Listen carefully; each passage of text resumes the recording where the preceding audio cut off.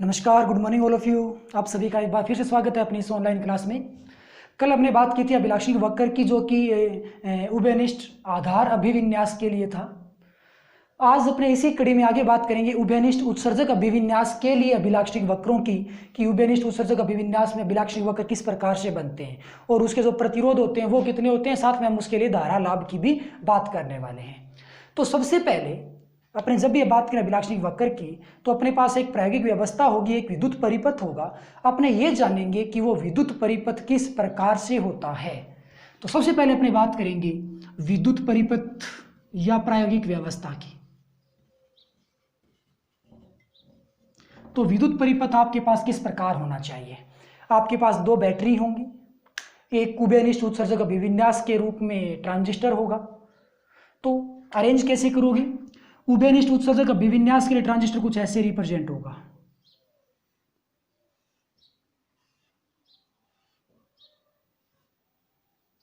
ये हो गया, यहाँ पे ये पॉइंट बी होगा, ये पॉइंट उत्सर्जक ई होगा और ये पॉइंट संग्राहक सी होगा।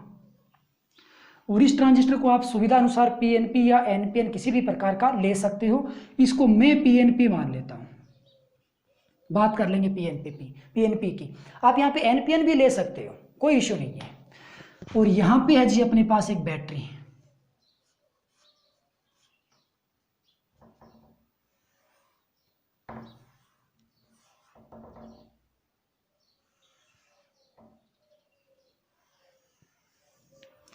और ये मध्यवर्ती भाग है, उसको अपने भू संपर्कित करना है, ग्राउंडेड कर दिया इस प्रकार से। ओके, और यहाँ वोल्टता को कंट्रोल करने के लिए हम लगा देंगे एक वोल्टता कंट्रोलर, जिसको अपने नाम दे देते हैं R1। ठीक है, इस बैटरी का नाम होगा, ये बी से कनेक्टेड होगी, इसका नाम अपने होगा VBB, कुछ ऐसा सिस्टम होगा। अब इस बायस को आप, जो कि EB संधि है, इस EB संधि को कौन से बायस में जोड़ोगे, अगर बायस में जोड़ोगे। तो भाई ये N है, तो अगर बायस प्रदान करने के लिए इसको आप जोड़ोगे नेगेटिव टर्मिनल के साथ। अतः मैंने इसको इस ऊपर वाले टर्मिनल से अटैच कर दिया, और इसका जो P टर्मिनल है वो जुड़ा हुआ है पॉजिटिव के साथ। तो ये जो परिपथ तैयार हो गया वो कौन से बायस में हो गया, ये परिपथ अगर बायस में तैयार हो गया। ओके, अब इसके ट्रांजिस्टर के अंदर धारा की दिशा को देखें तो E से B के बीच में और P से N की ओर ये धारा की दिशा आ गई। उसके आधार पे ये जो डायरेक्शन बनती है वो किसकी बन जाएगी, ये डायरेक्शन बनेगी IB की, यानी कि आधार धारा की। और ये डायरेक्शन अंदर प्रवेश करती हुई किसकी डायरेक्शन बनेगी, IE की बनेगी। IB यदि निर्गत है तो IC भी क्या होगा, निर्गत होगा। ओके, और यहाँ एक और बैटरी होगी अपने पास, जो कि पश्च बाह्यशीकरण के लिए काम आएगी, और पश्च बाह्यशीकरण के लिए वोल्टता थोड़ी उच्च रखेंगे। ऐसा कुछ सिस्टम हो गया।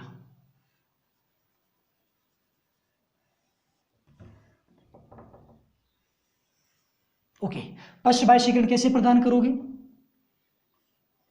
P को आप निम्न विभव पर जोड़ दो उस केस में, और P निम्न पे जुड़ेगा, कौन सा बायस बन जाएगा, पश्च बायस बन जाएगा। और बैटरी का नाम क्या होगा, बैटरी का नाम होगा, ये C से कनेक्टेड है ना, तो ये क्या बन जाएगा, VCC बन जाएगा। ओके, तो ये अपने पास एक व्यवस्था हो चुकी है, ये परिपथ अगर बायस में और ये परिपथ पश्च बायस में। लेकिन हमें जो विद्युत परिपथ बनाना है वो अभिलाक्षिक वक्र के लिए बनाना है, जिसके लिए हमें किसकी जरूरत पड़ने वाली है, वोल्टता मापक और धारा मापक की जरूरत पड़ने वाली है। अगर बायस में जो धारा होती है वो मिली एम्पियर कोटि की होती है, अतः यहाँ पे हमें श्रेणी क्रम में लगाना होगा मिली एम्पियर, जबकि पश्च बायस में जो वोल्ट धारा होती है वो माइक्रो एम्पियर कोटि की होती है, अतः अपने यहाँ पे लगा देंगे माइक्रो एमीटर। तो यहाँ मिली एमीटर लगा हुआ है और यहाँ पे माइक्रो एमीटर लगा हुआ है। यहाँ पे वोल्टता मापक भी हमें लगाना होगा। चलो मैं यहाँ पे एक वोल्टता मापक लगा देता हूँ, ये रहा वोल्ट मीटर, जो कि इस PN संधि के समांतर क्रम में होगा। और ये वोल्टता किसकी मापेगा, ये E और B के बीच जो भी अपने डायोड नजर आ रहा है उसकी वोल्टता ये मापेगा, यानी कि अगर बायस की वोल्टता को मापेगा, जिसका नाम होगा VEB। अब यहाँ पे आप एक वोल्टता मापक लगाओगे। चलो वोल्ट मीटर मैंने यहाँ भी जोड़ दिया, ऐसा हो गया। अब ये वोल्टता किसकी मापेगा, ये ई और सी के बीच की वोल्टता मापेगा, यानी कि ई और सी के बीच लगा हुआ है, तो ये बन जाएगा वी सी ई या फिर ई सी कह सकते हो, कोई इशू नहीं है। तो ये अपने पास एक कंप्लीट परिपथ है और ये परिपथ क्या काम करेगा, ये उभयनिष्ठ उत्सर्जक अभिविन्यास के लिए अभिलाक्षणिक वक्र खींचने के काम आएगा। ऐसा ही परिपथ हमने कल बनाया था जो कि उभयनिष्ठ आधार के लिए था। अब अपनी बात करेंगे अभिलाक्षणिक वक्रों की, और पहला अभिलाक्षणिक वक्र होगा निवेशी अभिलाक्षणिक वक्र।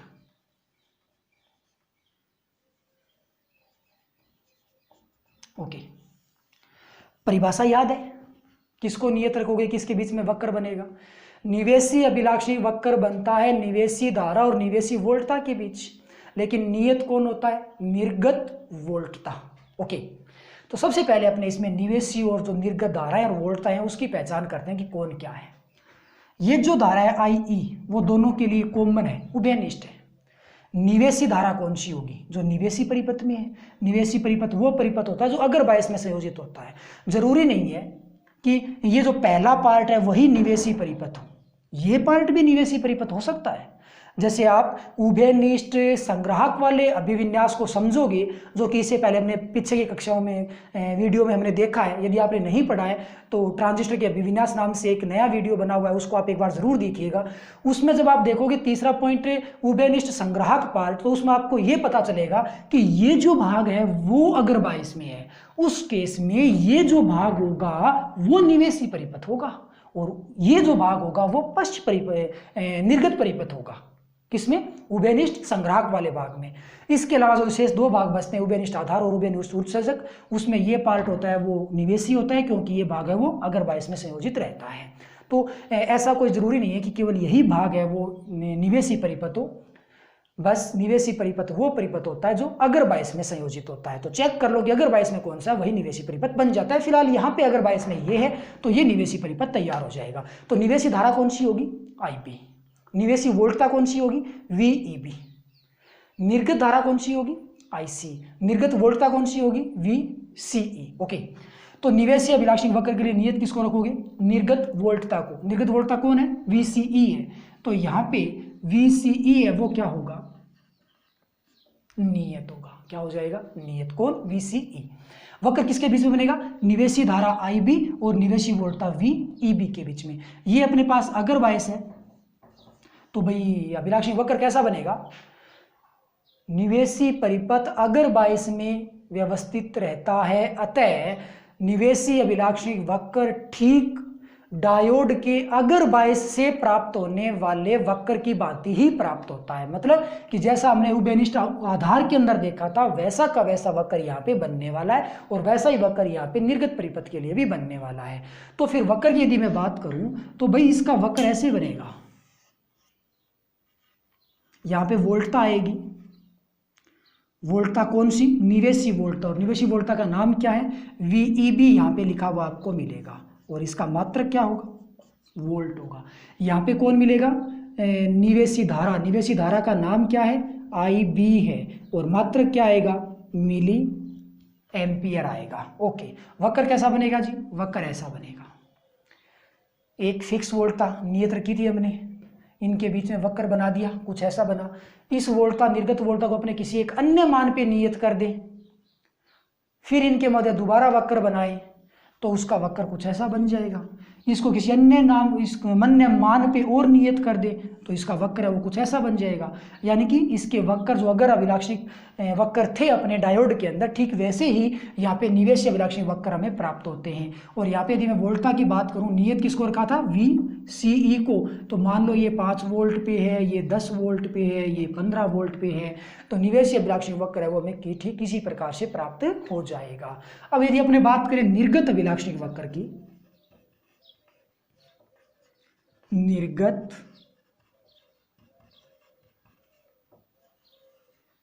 अभिलाक्षणिक वक्र, तो एक्चुअल में क्या होता है कि जो निर्गत परिपथ होता है वो पश्च बायस में संयोजित रहता है। कहाँ संयोजित रहता है, पश्च बायस में। अब निर्गत अभिलाक्षणिक वक्र वो किस किस के बीच में बनेगा, निर्गत अभिलाक्षणिक वक्र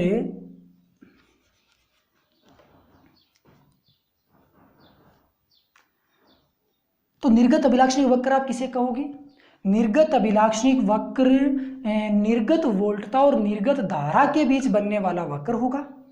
अब निर्गत धारा कौन सी होगी? IC होगी। निर्गत वोल्टता कौन सी होगी? VCE होगी। लेकिन नियत किसको रखोगे? निवेशी धारा को, मतलब IB को आप नियत रखोगे। ओके, तो परिभाषा क्या बन जाएगी कि नियत निवेशी धारा पर निर्गत वोल्टता और निर्गत धारा के मध्य खींचा गया वक्र निर्गत अभिलाक्षणिक वक्र बन जाएगा।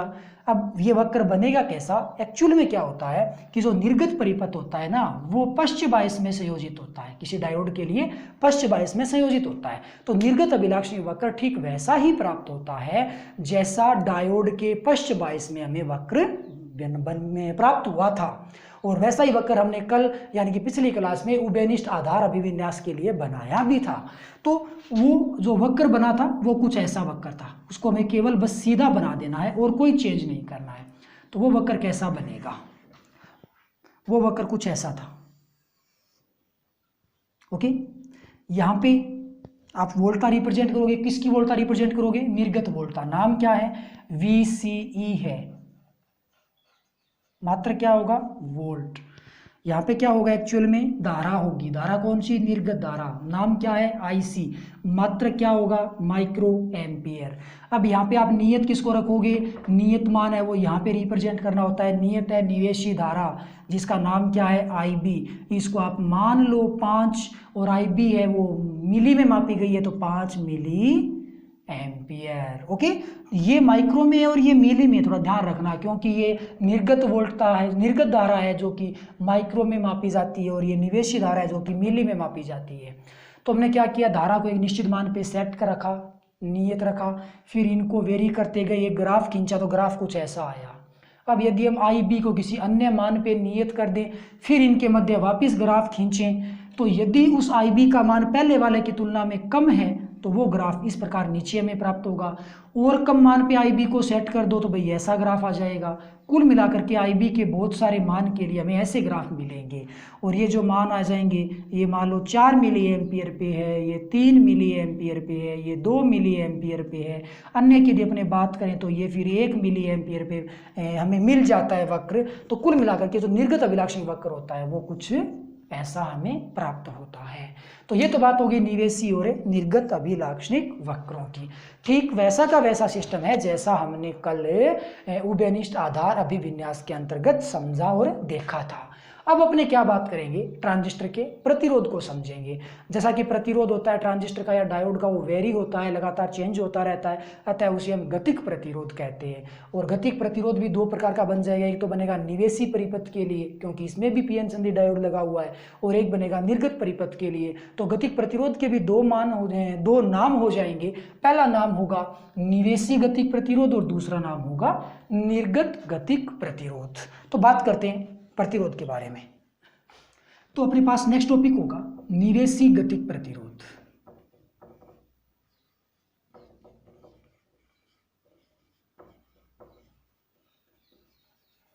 प्रतीक चिन्ह क्या होगा? प्रतिरोध के लिए प्रतीक चिन्ह होता है R, कैपिटल R। निवेशी होता है इनपुट I, लेकिन इस बार कॉमन यानी कि उभयनिष्ठ कौन है? उत्सर्जक है, इमीटर है, E, और यहाँ पे लिखा जाएगा E। तो भाई निवेशी गतिक प्रतिरोध का प्रतीक चिन्ह बनेगा RIE।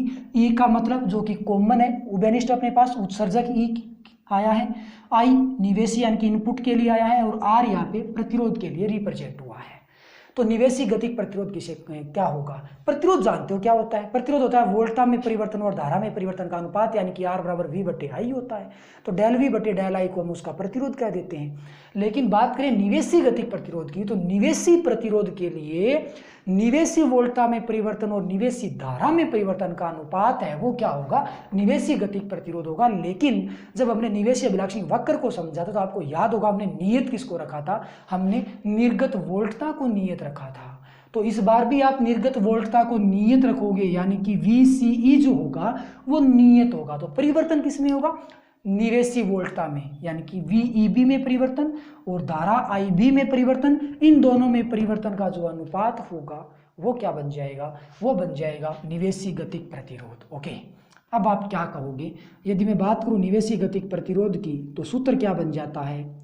ओके, उससे पहले अपने इसकी एग्जैक्ट डेफिनेशन देख लेते हैं। तो इसकी एग्जैक्ट परिभाषा क्या बन जाएगी, नियत निर्गत वोल्टता पर निवेशी धारा VEB में परिवर्तन और निवेशी वोल्टता VEB में परिवर्तन और निवेशी धारा IB में परिवर्तन का अनुपात निवेशी गतिक प्रतिरोध कहलाता है। इसे RIE से प्रदर्शित किया जाता है। सूत्र क्या बन जाएगा, RIE इज इक्वल क्या आएगा, निवेशी वोल्टता में परिवर्तन बोले तो VEB डेल के साथ परिवर्तन के रूप में, और निवेशी धारा में परिवर्तन IB। नियत किसको रखा, VCE को हमने रख दिया नियत। तो ये बन जाएगा फॉर्मूला किसका, निवेशी गतिक प्रतिरोध का ये फॉर्मूला तैयार हो जाएगा। अब अपने बात करें निर्गत गतिक प्रतिरोध की, निर्गत गतिक प्रतिरोध, उम्मीद करता हूं आप इसका प्रतीक चिन्ह समझ गए होंगे। प्रतिरोध के लिए कैपिटल R, निर्गत के लिए आउटपुट, और कॉमन कौन है, उत्सर्जक यानी कि E। तो इसका प्रतीक चिन्ह क्या हो जाएगा, ROE, इसका प्रतीक चिन्ह बन जाएगा। उम्मीद करता हूँ इसकी परिभाषा भी आप समझ गए होंगे। नियत किसको रखोगे, निवेशी धारा IB को, और किसका अनुपात होगा ये, निर्गत वोल्टता और निर्गत धारा में परिवर्तन का अनुपात होगा। तो परिभाषा क्या बन जाएगी कि नियत निवेशी धारा IB की स्थिति में निर्गत वोल्टता में परिवर्तन VCE और निर्गत धारा में परिवर्तन IC के अनुपात को निर्गत गतिक प्रतिरोध कहते हैं। तो भाई सूत्र क्या बन जाएगा, ROE बराबर आएगा निर्गत वोल्टता यानी कि VCE में परिवर्तन बटे निर्गत धारा यानी कि IC में परिवर्तन, और नियत कोण IB बराबर क्या होगा, नियत होगा। तो ये बन जाएगा निर्गत गतिक प्रतिरोध का सूत्र। Very simple definition, normal definition है। अब अपने बात करेंगे इस टॉपिक के लिए धारा लाभ की। कल भी हमने उभयनिष्ठ आधार के लिए भी धारा लाभ की बात की थी, आपको याद है वो धारा लाभ हमने किस से रिप्रेजेंट किया था, अल्फा से, उभयनिष्ठ आधार के लिए। यहाँ पे उभयनिष्ठ उत्सर्जक अभिविन्यास है, यहाँ भी धारा लाभ होगा लेकिन उसका प्रतीक चिन्ह होगा बीटा। तो ध्यान रखना दोनों ही टॉपिक में धारा लाभ हैं। उभयनिष्ठ आधार वाले में तो धारा लाभ का प्रतीक चिन्ह होता है अल्फा, और उभयनिष्ठ उत्सर्जक वाले में जो प्रतीक चिन्ह होता है धारा लाभ का वो होता है बीटा। तो ये बात करते हैं धारा लाभ की। तो नेक्स्ट अपने पास टॉपिक है धारा लाभ, जिसका दूसरा नाम क्या होगा,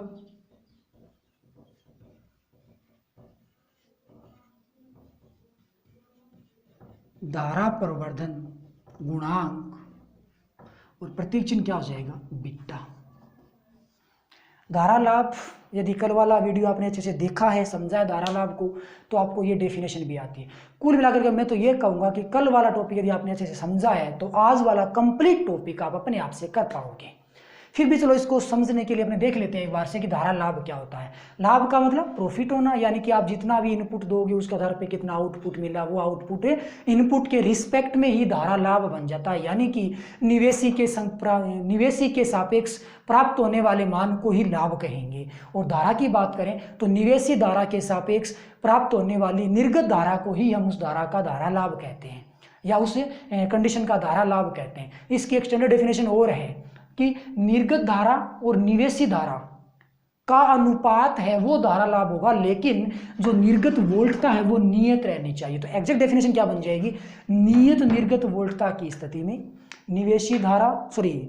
नियत निर्गत वोल्टता की स्थिति में निर्गत धारा और निवेशी धारा के अनुपात को ही हम धारा लाभ कहेंगे।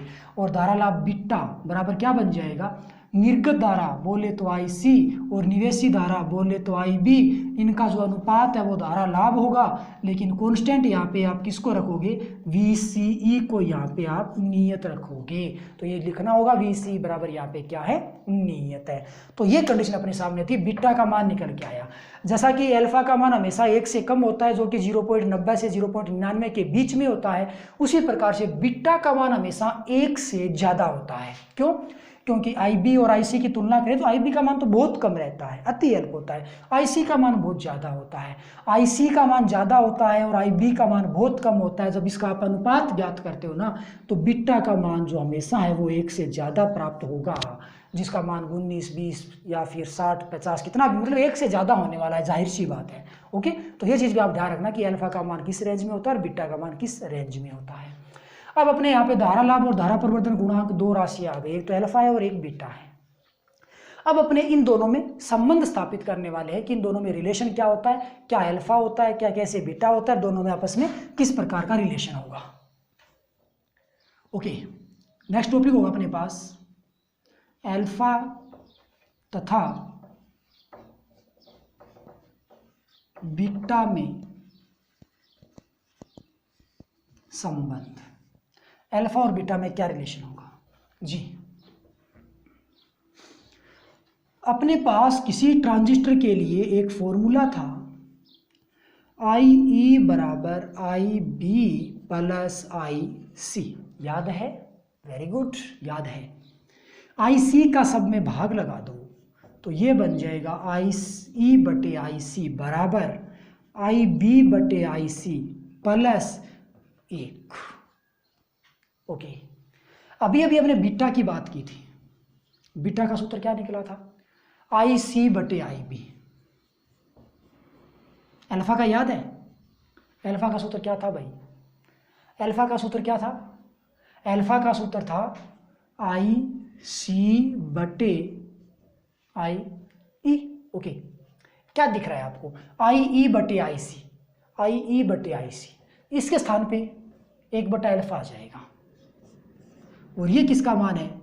ये उसका उल्टा है, यानी कि 1 बटे बीटा का मान है, प्लस 1 हो गया।